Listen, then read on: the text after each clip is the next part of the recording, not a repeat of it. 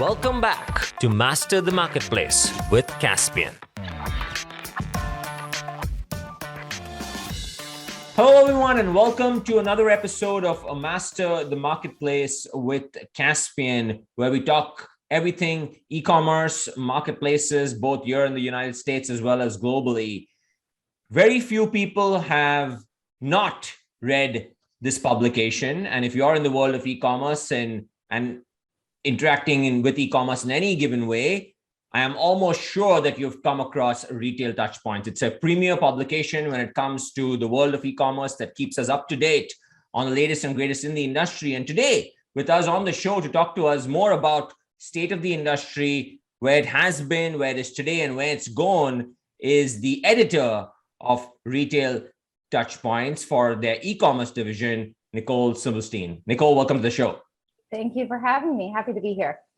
Fantastic. So, Nicole, to get started, would love for us to just tell us a little bit about your background. How did you start in this career and how did you get to being the editor for e-commerce at Retail TouchPoints? Yeah.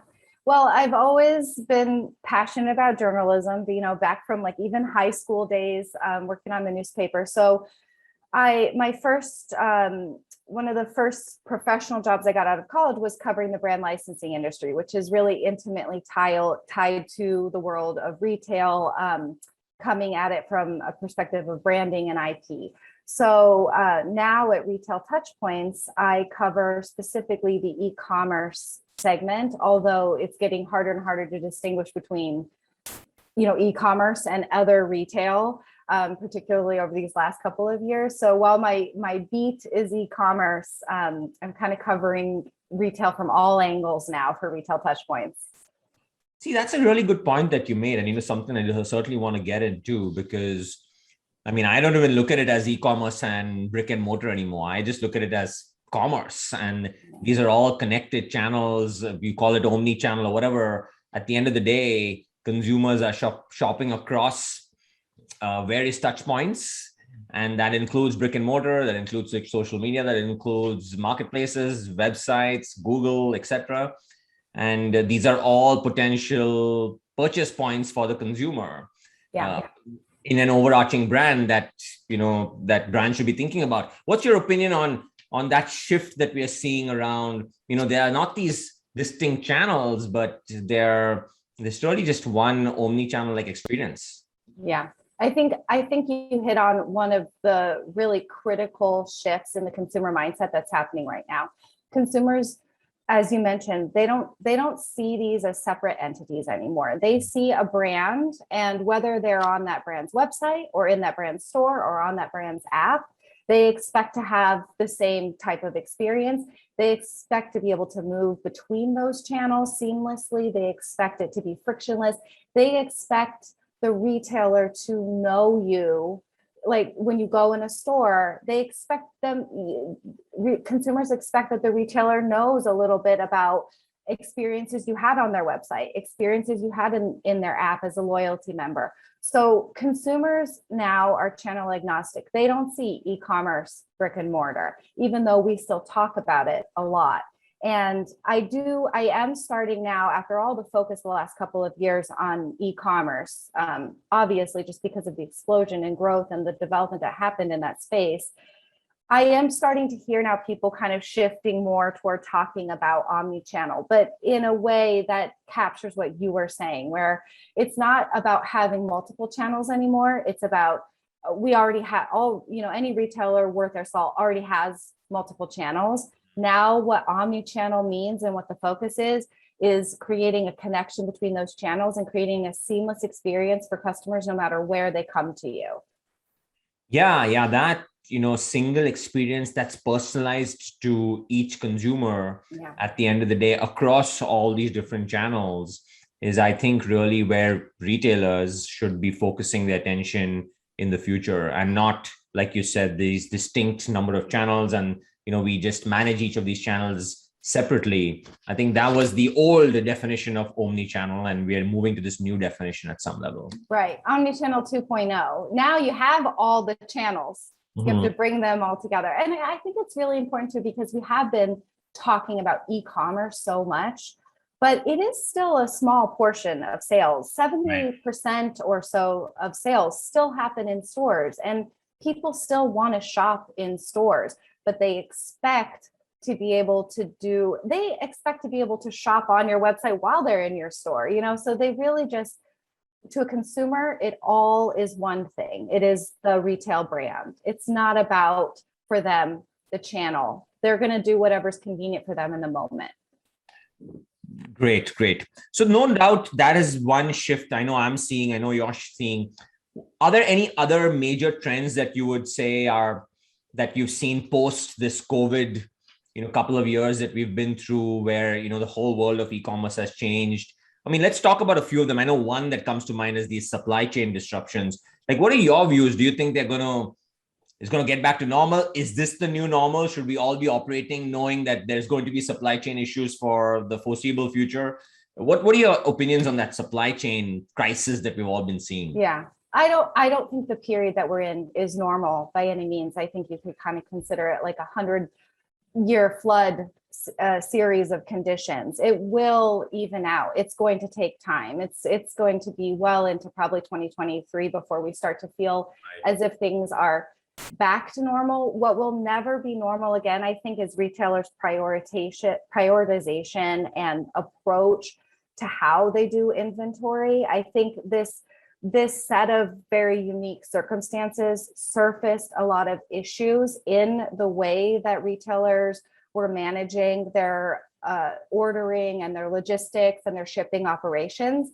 And I think everybody is now focused on resolving those issues so that if and when some other challenges crop up again down the line, they're prepared, they have a more flexible system that can respond more easily. There's no ignoring this aspect, which is admittedly kind of the less sexy side of the retail operation, and yet incredibly critical, as we're seeing, to customer retention, loyalty, conversion, all of that. So I think what will never go back to normal is retailers' attitude and approach toward this side of their business. I agree. When you think about even just e-commerce in the more traditional definition, people always think, well, it's a digital marketing play. We've got to think about, branding and customer acquisition and retention and all those pieces. But in order to be able to facilitate that, you need to really have a robust supply chain. And I think the whole COVID situation really opened all our eyes to that, right? They're saying that you have to put a lot of attention to the supply chain. Folks like Amazon did well, in a way, because not well, but they were able to mitigate a lot of it better at some level because they've always been a supply chain company first. And in fact, in their latest Q3 results, they talked a little bit about how they're taking more control of the supply chain. And so trying to avoid, like utilizing their own containers, their own freight, as opposed to partnering with others so they can control it a little better. So in any case, to your point, I think you're absolutely right. And everyone has to start thinking about a very robust supply chain strategy. Well, and I do think it's a very different picture whether you are a large organization like a Walmart or an Amazon. The resources that those large retailers had to mitigate the impact of this is not comparable to what the smaller mid-tier retailers had at their disposal. I mean, Walmart was commissioning charter ships for their shipments. Right. I mean, that's not something that a local shop was able to do. So there is a little bit of a big guy versus little guy situation here where, we're going to see these, and we've already seen with Walmart and Target and their predictions for their holiday sales, they're going to be fine. Their inventory levels were fine and their sales are going to be great. So it is a little bit of a big versus small too. Those big guys were able to take some really extreme measures that most retailers were not able to do. Yeah, I think you're spot on there too. Even in places where, predictability on sales was off, for example, and if you want to err on the side of caution and maybe buy more inventory, the big guys have access to a strong balance sheet and, cash to be able to do stuff like that. Or the small person just can't, right? You don't have access to all those cash balances and access to a lender, etc. So I'm with you. But we'll see how this plays out. But I think you're right. We'll hopefully get back to normal, but it's going to take some time. I don't know if that's a it's in my view, it's probably closer to the end of Q 2022 or so, but we'll see how it plays out. I think Euromonitor said something similar just recently. They're predicting, mismatches between supply and demand through 2022. Right. So, right. Yeah.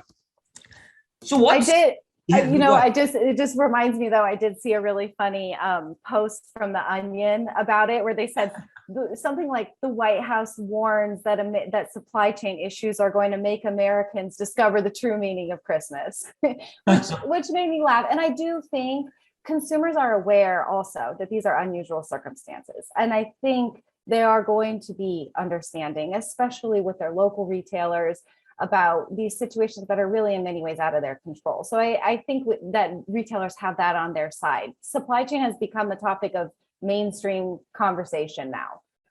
I agree. And it's good. In a way, it's great. I mean, I'm actually glad it's coming up to the surface because it's such a critical piece.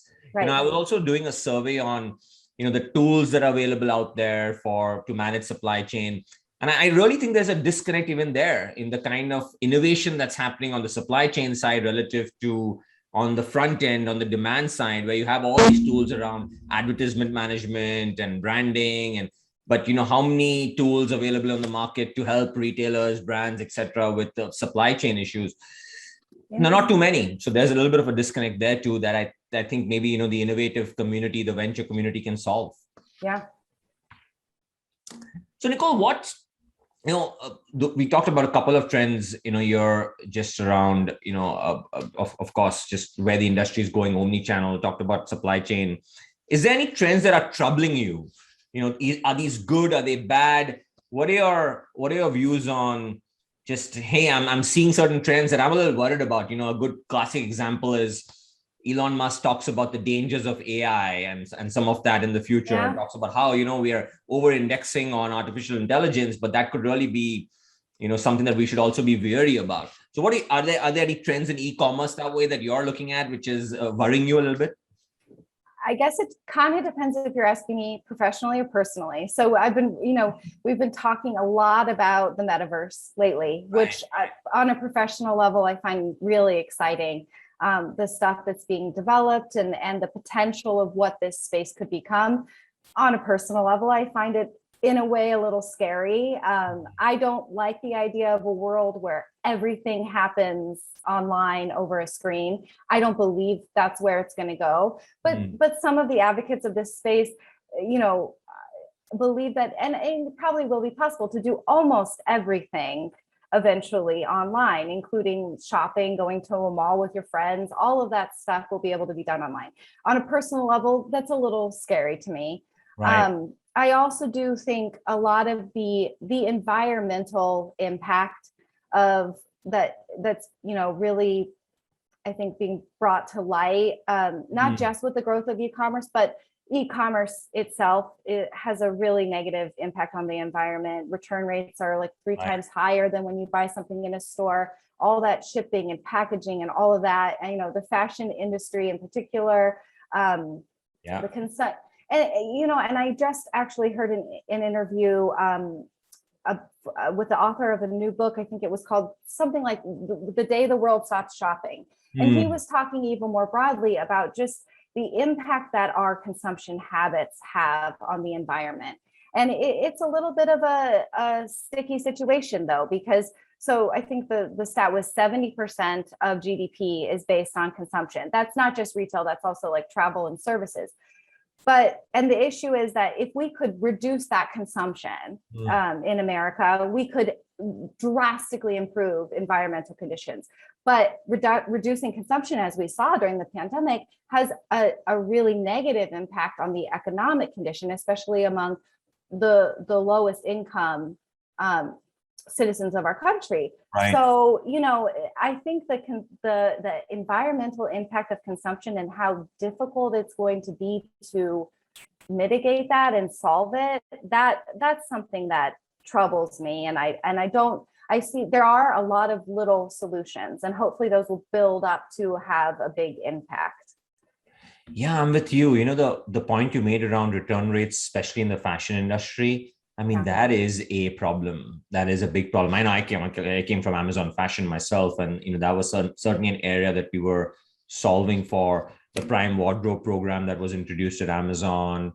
We internally also had another program at the time looking at why return rates are so high and what can we do about it. But you're right, people will buy number 10 shoe or 10.5, 11 shoe, and then return two of them back, right? And it's all going in boxes. In and out, and all that's causing environmental concerns. So, and I think you're right. I think it's the innovate. I'm a big fan of entrepreneurship and startups, and I think that's where some of these problems will get solved, and hopefully. Hopefully we'll see some innovative solutions come out in the future to help reduce the return rate problem through better, using AI to fit you better or something. I don't know, stuff like that, right? Yeah, I mean, that is where some of these kind of metaverse leading technologies, AR and VR stuff will come in. I also think a lot of the stuff that's happening in the resale and re-commerce space could eventually have an impact. It will take a while to get there, but there is some really innovative stuff that retailers are doing to refurbish their products and resell them. So there's certainly points of light, but when you take the big picture, it is a little bit disheartening when you think about it's been very exciting to see the growth in e-commerce, but the environmental impact of that over just shopping in stores is undeniable.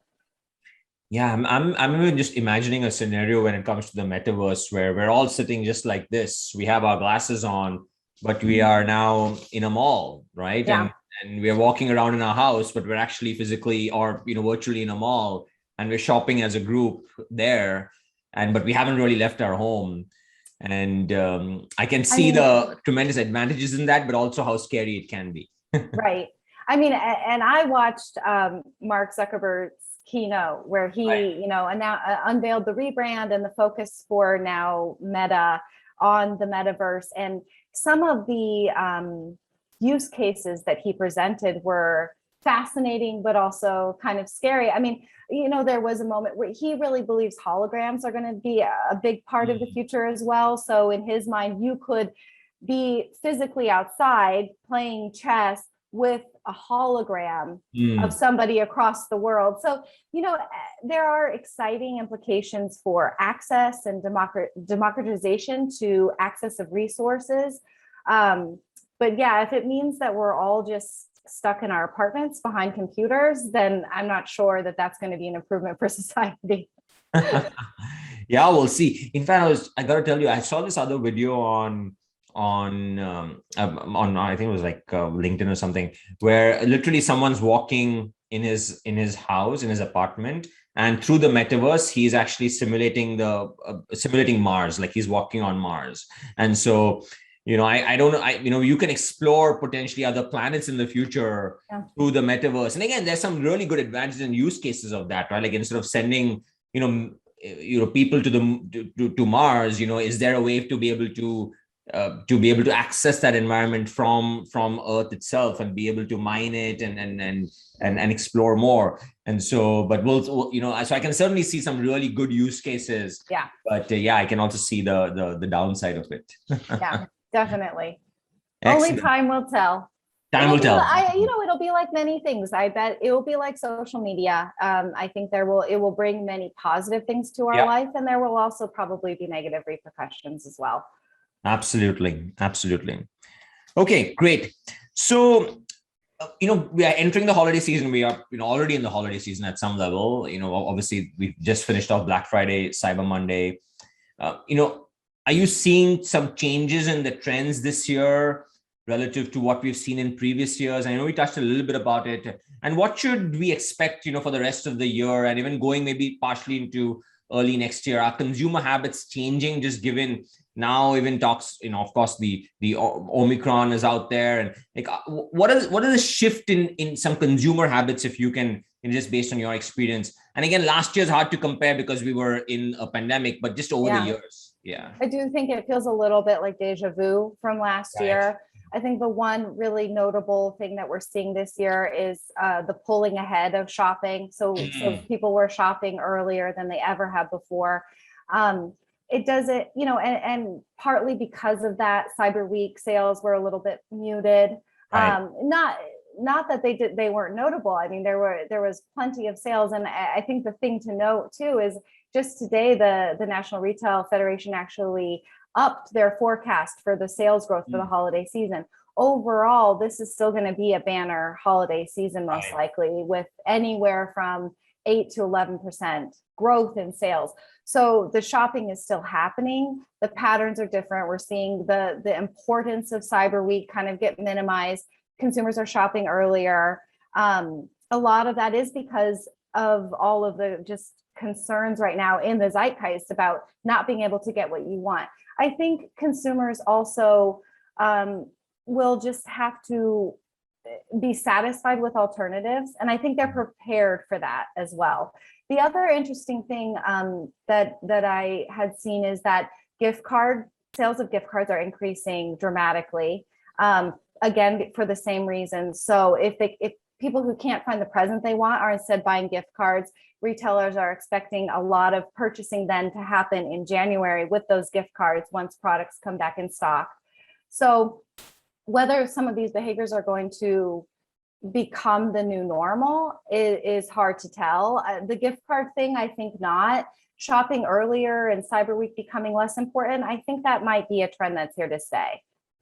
Yeah, that's what I was going to ask you is, how much of this behavior that we saw start last year and, moving into this year as well is really the new norm. We predicted last year that, this is the start to e-commerce, but then we started seeing a little bit of it die down. And of course, going back to our traditional definition of e-commerce, which is, more segregated, but, how much of what we have seen is going to stay and stick versus a good short-term trend because of circumstances in the industry? Yeah, it's very hard to say. Right. I do think we have for several years now been seeing consumers shopping earlier and earlier in the cycle. And a lot of that is being driven by kind of promotion wars, the big retailers trying to start their promotions earlier, sooner, have better sales sooner. So I think that's probably going to continue to happen. But I do think things are going to settle back. I mean, you can't underestimate the just human tendency toward procrastination. I think once circumstances are less heightened, people will settle down a little bit and feel less, in future years, hopefully, they won't feel as much pressure to get in early and get what they need like they do this year. This feels like a very unusual set of circumstances these last couple of years. Yeah, no, I'm with you. I don't think we're going to see some major disruptions in the supply chain. I mean, just innovation that's going to come out there. I wouldn't be surprised if there's more innovation in just same day delivery, instant delivery and stuff like that, which I don't know if that helps the procrastination problem or not, right? Like, and you're even more delayed to the last minute, but we'll see how that plays out. I think supply chain is certainly an area that we'll see some disruption over the next few years. Oh, and delivery is a fascinating space to be watching right now too. I mean, what we're hearing about just in these last couple of weeks, so much is this ultra fast delivery with DoorDash and Instacart trying to kind of get in and doing these 15-minute deliveries. Right now, it seems to be focused kind of on the food and beverage space, groceries, but that is a big that will really level the playing field between e-commerce and brick and mortar, because one of the real advantages of brick and mortar right now is being able to go and have the product immediately. But if you can order online and have it and still have it in 10 minutes without having to leave your apartment, that starts to really level the playing field as far as experience. Yeah. It reminds me of the times. I mean, I grew up in India. That's exactly how we shopped there, by the way, right? I remember my mom would be cooking and then she would realize that, I need some baking powder or something. And then she would just call up the store and the person would deliver it in 5 minutes, right? Oh. That was just the way shopping was. And you could do it there because of the cheaper labor and, some of that. And it's just amazing to see that shift happen here now as part of some of as like a new innovation. As a new innovation. Yeah. But that's amazing. Yeah, I know. I read DoorDash's recent announcement as well in terms of just doing these ultra fast deliveries. I think that's going to be critical, and we'll see the unit economics on that are kind of interesting to me. How does all that come together? But we'll see. Well, and there's a really big geography question too, right? That kind of stuff is possible in a really densely populated and densely stored city like New York City. But can you do that in rural Missouri? Probably not, So Right. that again, it will probably also only be possible in certain pockets of the country, I think too. Yeah. Until drone delivery becomes a thing. Yeah, that's another big shift that we'll, hopefully see over time. But that also brings me to my next point around labor, right? Because a lot of these services are dependent at the end of the day on a labor market, which has seen a little bit of a shift. How do you see that play out? Just going forward.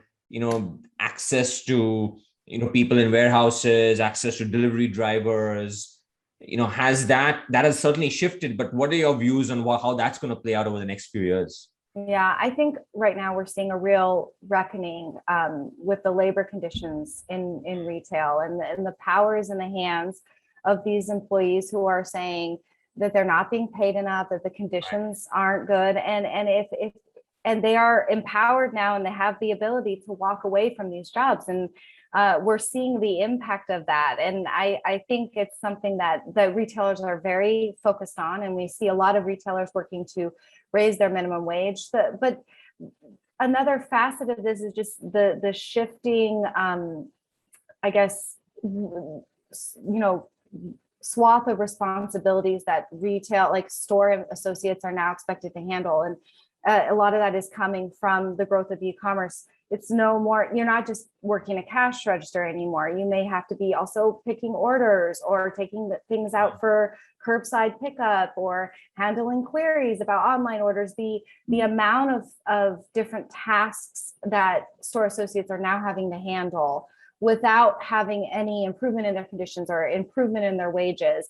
It's just reaching kind of a reckoning point, and retailers are going to have to find a way to create a better employee experience if they want to keep staffed at the levels they need to deliver the customer experience that they need to deliver.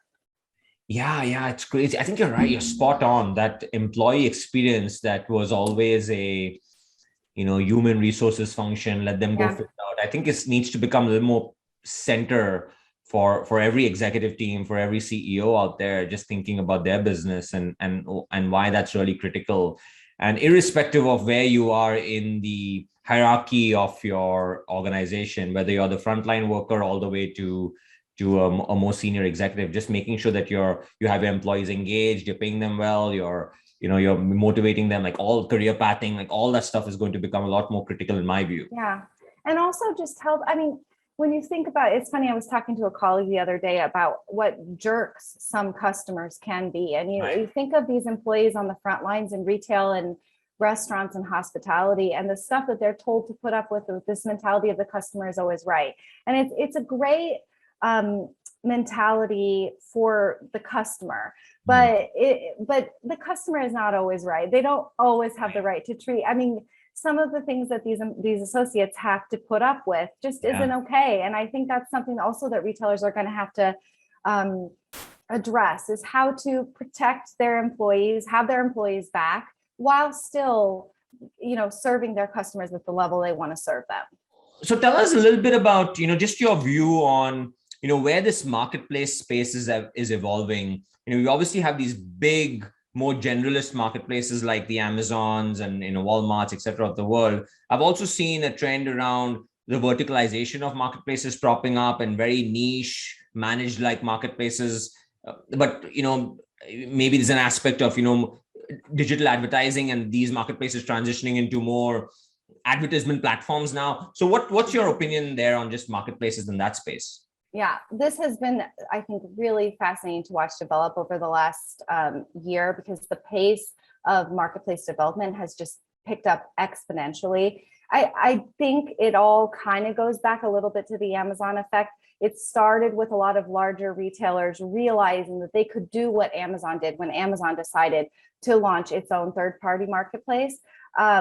And so, just by increasing the number of products that they have on their site, but not having to take on the risk of holding and warehousing and shipping those products, and the economies of scale that you can build with that, and the additional eyeballs that you can bring into your site. And then now we've seen an evolution, as you mentioned, where we're seeing other more niche retailers say, hey, I can do the same thing, but I don't want to just become an Amazon. I don't want to sell everything. I still want to sell a curated selection of products, but I can still, have that business advantage of an increased inventory without increased risk that a marketplace affords. And so we just see, it feels like every week a new retailer announcing that they're adding on a marketplace. And then, as you mentioned, a lot of these larger retailers are also now seeing the potential, as Amazon did, to add another revenue stream in the form of advertising on their sites. And as they build out their inventory roster and then get more traffic, that just makes that advertising proposition to the brands that they're selling even better. And it's just kind of an incremental revenue driver for them. So the development in this space has just it's really picking up, and I think you can see why. Yeah. Now, do you think that, one of the things that we've seen just in the numbers again is that, the third party sales on Amazon continue to outpace the retail sales? Do you think Amazon will get away from the retail business completely and say, hey, we don't want to deal with inventory or any of that anymore. We just want to be the platform, and we are transitioning really into becoming a platform like company as opposed to a retailer? What are your views on that sort of shift happening? I don't know if Amazon will do that. They've also, you worked at Amazon Fashion. They've also had a lot of success with their private label offerings. Right. There are advantages to your own retail operation in the form of margin and control that you do give up a little bit with a third party marketplace. I don't see them moving away from that, just like I don't think Walmart or Target or any of these other large operators would either. They both have their advantages, and I think the power is in the combination. Yeah, no, I think you're right, and especially for some of the larger brands. I know we worked at Amazon when I was there with some really large brands, and that was a very close-knit relationship. The brand itself also would prefer to work with Amazon in a very close-knit relationship. In those larger relationships, there's a balance of power as well in the negotiation. The brands are large enough as well that they can also call the shots when it comes to negotiating terms and some of that, as opposed to, for the small people, Amazon has a lot of the power. So you'd rather just go onto the third party marketplace, have access to the platform, and have control on your own. But as the brands become larger, I do believe that, there's a good balance of power, and it's probably healthy at some level for Amazon to control that. Well, and adding to the brand's power is the entire direct consumer movement, where brands are realizing that they can build out their own, connection with consumers through an owned e-commerce operation. And I don't think for most smaller brands, I don't think they'll get away from wholesale relationships or selling on marketplaces as well. But brands, because e-commerce and because the way our technology has evolved, it makes it so easy to build out that platform to have a direct connection with your consumers. That does give the brands another avenue where they're not completely reliant anymore on these large retailers either. So let's talk about that a little bit, right? Because the direct-to-consumer movement has certainly taken off, and a lot of brands are realizing that we were already, and to the points we were making earlier around omni-channel and customer experience, etc. Like that is really hard at some level to do on Amazon only. And you really want to be able to control your consumer experience. You want to understand your customer, know them, provide them with personalized experiences, etc. And your direct-to-consumer is a great way to be able to do that. And so what are your views on, is that space going to continue to expand? It's still a small portion of digital commerce as a whole. I think the last statistic was like it's 20% of total market share. But what's your view on, how that's going to, are brands going to do more of that in the future? Yeah, I think absolutely, but I don't think they're going to shift everything to that. I think some of these DTC first brands, these digital startups that have now IPO'd this year, we actually have a great feature on this today. You should check out, but it has become clear that there are challenges to being DTC only as well. I think brands will absolutely start to build out a DTC presence as a part of their toolbox, but there are things that are difficult to get if your owned e-commerce site is your only connection with consumers. To get the reach of marketplaces or large retailers with your own site is incredibly difficult as everything becomes more crowded. So I think it's a piece of the puzzle, and I think more and more brands are going to add it to their toolbox. But I think even the players right now who are purely DTC are going to start diversifying beyond just that. Yeah, no, I'm with you, because like we were talking about, is I really believe that DTC is again another channel across this omni-channel spectrum, but you really have to think about a customer experience that spans across all these different channels. Yeah. And it's not an either or, right? Like, well, I'm going to go D2C or Amazon or vice versa. You've got to think about an experience across the digital spectrum that includes brick and mortar, that includes direct to consumer, that includes marketplaces, exactly, and anything else in the future. Yep, absolutely. And this is the true now definition of omnichannel, where it used to be omnichannel was brick and mortar and an e-commerce site. Omnichannel now encompasses all of these different digital channels as well. So a marketplace and your own website and your social commerce presence, all of that is omnichannel. Yeah. I can imagine someone just going onto Google, searching for your brand or looking for a product, then going to your website, doing some research there, then going onto Amazon, buying it there. That's fine, right? As an experience. That's how these journeys are now. That's what these digital customer journeys look like. They bounce around across all of these different platforms, and where they actually end up converting shifts depending on what kind of experience they are having. But you want to be wherever they are. Right. Yeah, and to your point, I was just thinking about the whole customer acquisition on direct to consumer only. I mean, it's expensive, right? You've got the cost to acquire traffic is expensive, retain the customer is expensive, and you get some of those advantages on a marketplace, for example, where they already have the demand out there. Yeah, and the customers are already there. So that's why it's all different pieces of one larger omnichannel puzzle. Right. Excellent. Now, you talked a little bit about IPOing of maybe some direct to consumer brands. Are we going to see more larger digital only exits in the future through acquisitions, maybe IPOs? How do you see that exit space evolve over the next few years?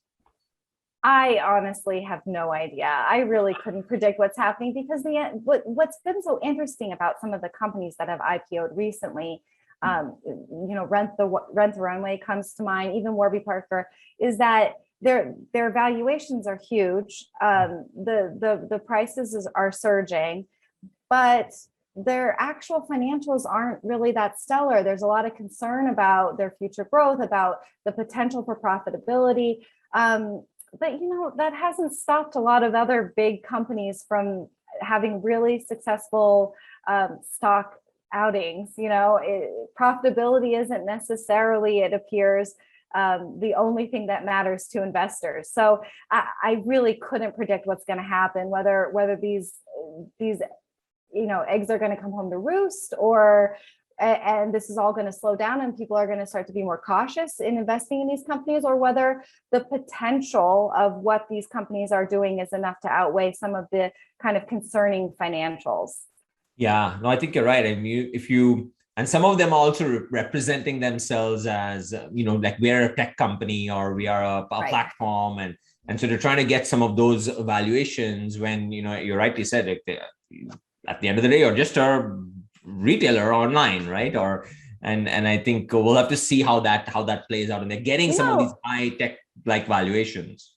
Some of these tech retailers are turning themselves into platforms, though. I mean, ThredUp is a great example. I mean, yes. ThredUp did start as just like a resale platform where they sold used clothes, but they have taken the software that they developed to do that and they've packaged it and they now sell it as a SaaS solution to many other retailers. So that might not be a total, there might be some truth to that. These companies may have the potential to become more than just a retailer and become a tech company in the way that ThreadUp is doing. Yeah, and just like what Amazon became, right? I mean, if you think about go back to Amazon. Yeah. Right. I mean, AWS was all internal, and that became one of their largest and fastest growing businesses. The third party platform, same thing, right? And it transitioned from that retail business into a platform play. Excellent, fantastic. So Nicole, just to sort of wrap up and kind of end our conversation here, tell me just on a personal note, what are things that excite you, that you want to write about, things that you want to stay away from? Like what are you fishing for these days in terms of just you and your team here? Well, there's a lot of things. I think one of the most exciting things, like larger trends that I'm tracking and following right now, is just the increase in commerce channels. E-commerce used to just mean a website, maybe also an app.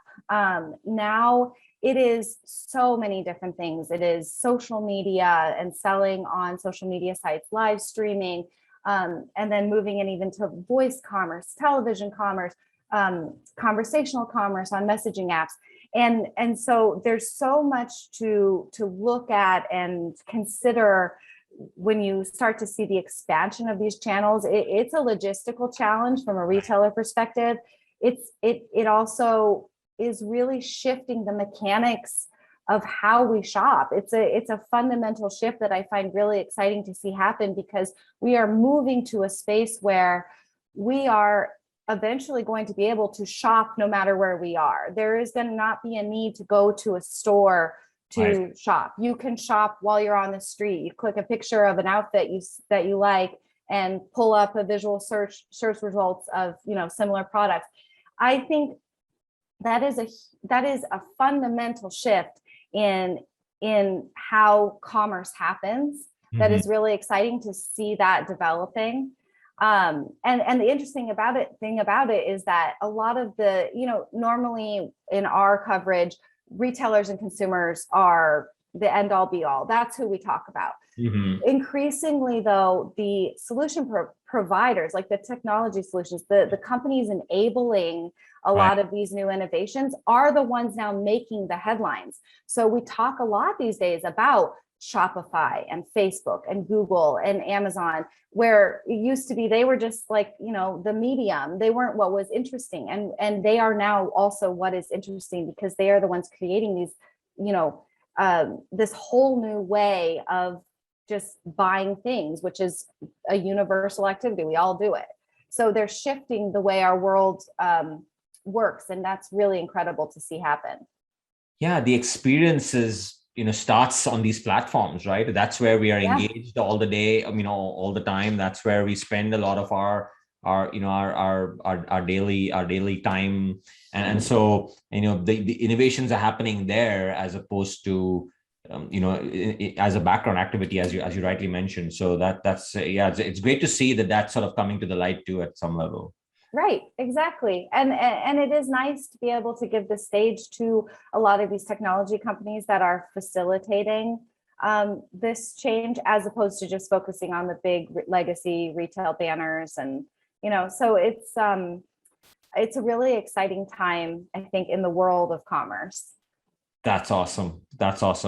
So Nicole, how should give us a little bit on your publication? How should people get access to Retail TouchPoints? What's the link? How should they get in touch with you? Maybe just tell us a little more about that, and where should they do all your awesome stuff? Well, whatever kind of content you like, we have it. So you can head on over to retailtouchpoints.com. We've got a podcast. We've got, of course, news and features, newsletters you can subscribe for. We have an entire sister publication devoted to store design called Design Retail. And then we also have our major trade show, which this year is combining a couple of different conferences and expo events all into one. That's I think I said this year, but it's taking place next year in May in Chicago. So you can check that out as well, the Retail Innovation Conference and Expo. But it's all at retailtouchpoints.com. Fantastic. Well, Nicole, It was an absolute pleasure to have you on the show. I really enjoyed this conversation. I know I learned a lot, and I'm obviously very bullish about the future of commerce. There's certainly some shifts that are happening that we can all take advantage of, but also be wary of, like we talked about, and Right. try to mitigate against some of them. Yeah. And we'll continue to follow along and see how this space plays out. So thank you again for being on the show. I will see you again very soon. Thank you. It was a lot of fun. All right. Thank you, everyone. And we'll see you again on another episode of Master the Marketplace with Caspian. Signing off. Thank you. Bye. Through conversations with experts in online retail, with years of marketing, compliance, and inventory management experience, we seek to empower our listeners to master the marketplace. Thanks for listening. We hope to see you next time on Master the Marketplace with Caspian.